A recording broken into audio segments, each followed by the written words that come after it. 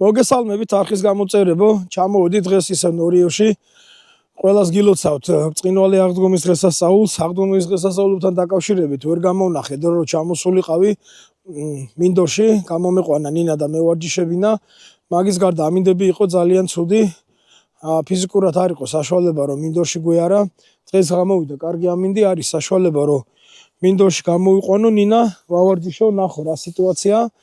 ასევე მინდა ჩავწერო ორი ვიდეო, რომელშიც დამეხმარება 4 თვის რუნი ალმასშვილი და მინდა გავაკეთო დემონსტრირება იმ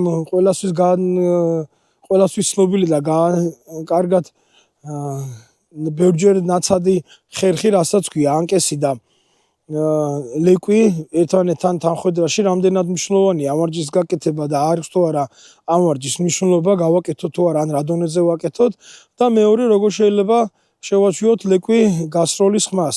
მოკლედ ამ ორ თემასთან დაკავშირებით ჩავწერ ვიდეოს და მესამე გავატარებ ნინას, ნახე რომ მინდორი არ არის დიდად ბალახი გაზრდილი, არ არის მომატებული ბალახის სიმაღლეში, ასე რომ ფრინველი ნაკლებად იქნება, მაგრამ ჩვეულებრივი ვარჯიში გამოგვივა, სადაც ფიზიკურად შევძლებთ ნინას განვითარებას, ასევე რუნის ნახავთ მინდორში როგორ იმოძრავებს ჯერ მარტო და რა შეძლებს 4 თვის ლეკვი მინდორში, რა შეიძლება გააკეთოს ამასაკის ლეკვმა.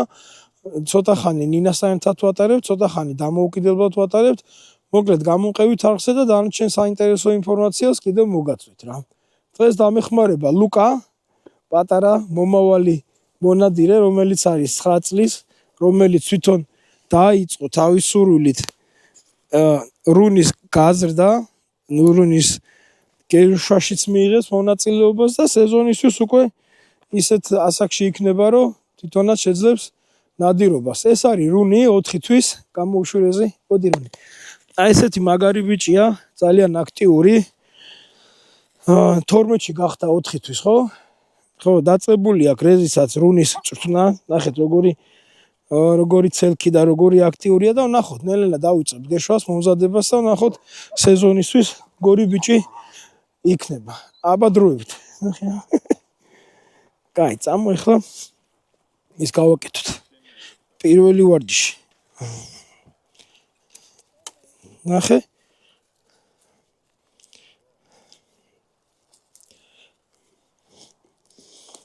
ეს ყველასათვის ნაცადი მეთოდია, მე არ მინახავს მგეშავი ან მონადირე, ვისაც ეს ვარჯიში არ ქონდეს ჩანატარები და მინდა გავამახვილო ამაზე ყურადღება, რომ ეს არც ისე კარგი და სახარბიელო ვარჯიშია და რაღაც ეტაპზე შეიძლება ეს გავაკეთო და რაღაცა წაღლის ინსტინქტები ამით დავინახოთ, მაგრამ ხშირი ამ ვარჯიშის გაკეთება არ ღირს და თავის მინუს და პლუს მხარეებს ამასთან დაკავშირებით განვიხილავ.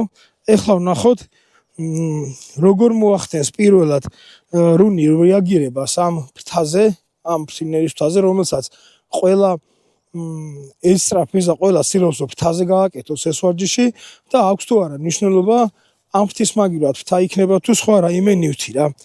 აბა ვნახოთ, ეს არის პირველად რუნისთვის ეს ვარჯიში და ვნახოთ გააკეთებს თუ არა ნაბულს, რამდენ ხანში შეძლებს ნაბულის გაკეთებას და მე ავხსნი ღირს თუ არა ამ ვარჯიშის გაკეთება რა.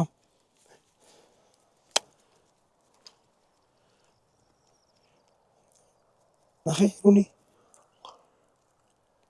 აი უკვე ეს არის ესე ვთქვათ მისი პირველი ნაბული. და რა აქვს ამ ვარჯიშს ცუდი რა.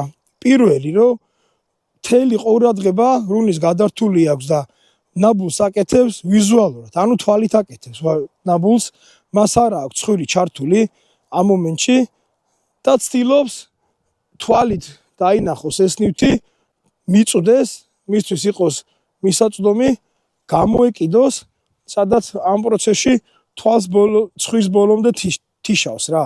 ძალიან კაია, ნახეთ კიდევ ავწევთ ზევით თავს ააყოლებს, დავწევთ დაბლა თავს ამოწევს, ანუ ბოლომდე თვალით არის კონცენტრირებული ამ ნივთზე. რუნი ამ ვარჯიშის კეთება თუ ვინმეს გაქვთ აკეთებული, ჯობია რომ დროულად დავანებოთ თავი და ვეცადოთ ფრინველის სულზე ბოლომდე ცხვირით იყოს ზაღლი ორიენტირებული და არა ესე ვიზუალურად თვალით შეძლოს რაიმე ნივთის ან სანადირო ობიექტის მოპოვება რა. ეხლა კიდევ გავამახვილებ ყურადღებას მნიშვნელობა აქვს თუ არა ამ ფრთებს თუ სხვა ნივთზე როგორ მოახდენს რეაგირებას. ანუ გინდა თუ არა ფრთა უნდა იყოს, რომელსაც შეიძლება სუნი კონდეს და ამ ფრთის სუნზე აკეთებდეს ნაბულს, ესე არ არის. ეხლა ფრთის მაგივრად სხვა რაღაცას ჩამოკიდებ და იგივე რეაგირება იქნება რუნის რა. იგივენაირად დაუწყებს ვიზუალურად ამ ნივთს დევნას. არ გვინ ეს არ გჭირდება გამოვრიცხოთ და დროულად ჩავართვევინოთ ლევს ცხვირი. ჩვენ გჭირდება მისი სტაბილურობა, მისი მონთმენა, გაჩერება, რომ დაელოდოს მონადირეს და ხოლმე ბრძანების მერე ამოიყვანოს. თვითონ კიდე ამას ვერ ახერხებს, ნუ ბუნებრივია, ჯერ პატარაა, ასაკიდან გამომდინარე, მაგრამ ინსტინქტურად თვალი დანახული ნივთისგან იწევს, რომ ეს ნივთი მისთვის ხელმისაწვდომი იყოს. ეხლა ვნახავ სხვა ნივთზე როგორ გააკეთებს იგივე ვარჯიშს რა. ოკეი, წამოვლე. ეხლა ჩამოვკიდოთ ის რა აქვს, სალფეტი.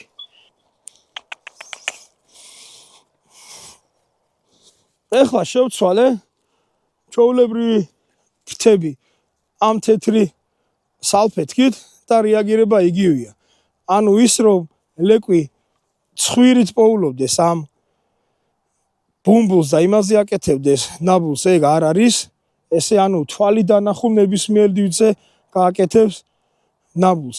ეს არ გჭირდება, კიდევ ერთხელ განმეორდები, როდესაც გაიზრდება და იქნება გეშვის პროცესი, გინდა ნადირობის პროცესი, შეიძლება თვალი დანახულ ნებისმიერ ფრინველზე გააკეთოს რუნი მან ნებისმიერმა ლეკვმა ნაბული, ან ნებისმიერ მაღალ ბალახზე, ან ფრინველის მიმსგავსებულ ნებისმიერ ნივთზე, რამაც შეიძლება ის მაშინ ფრინველის ასოციაცია გამოიწვიოს, ნებისმიერ რამეზე შეიძლება გააკეთოს ნაბული. ამიტომ ვიზუალურად თვალით გაკეთებული ნაბული ჩვენ არ გვჭირდება, გვინდა რომ დამალულ ბალახში ცხვირით ნაპოვნ ფრინველზე გააკეთოს ნაბული.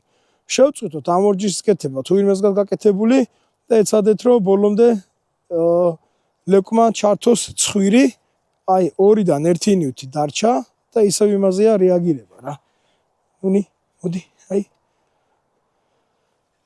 მოკლედ ეს იყო, კარგი ბიჭი ხარ. ეს იყო პირველი მაგალითი თუ ისი გაკეთებაც არ არის რეკომენდირებული. კი, შეიძლება ნახოთ უამრავი ვიდეო, უამრავი მაგალითი, რომელსაც გეშავები ამ ვარჯიშს აკეთებენ, მაგრამ იმათმა იციან რა დონეზე როდის გამოთიშონ ძაღლის თვალიდან ეს ობიექტი და გადაიყვანონ ლეკვი ცხვირის ზებნაზე. ამიტომ რისკის ქვეშ რო არ დავაყენოთ ჩვენი ლეკვის ზებნის მანერა, ჯობია ამ ვარჯიშს თავი დავანებოთ და თავიდანვე ფრინველთან შეხვედრაზე ცხვირი კონდეს ჩართული ლეკვს რა. ეს ერთი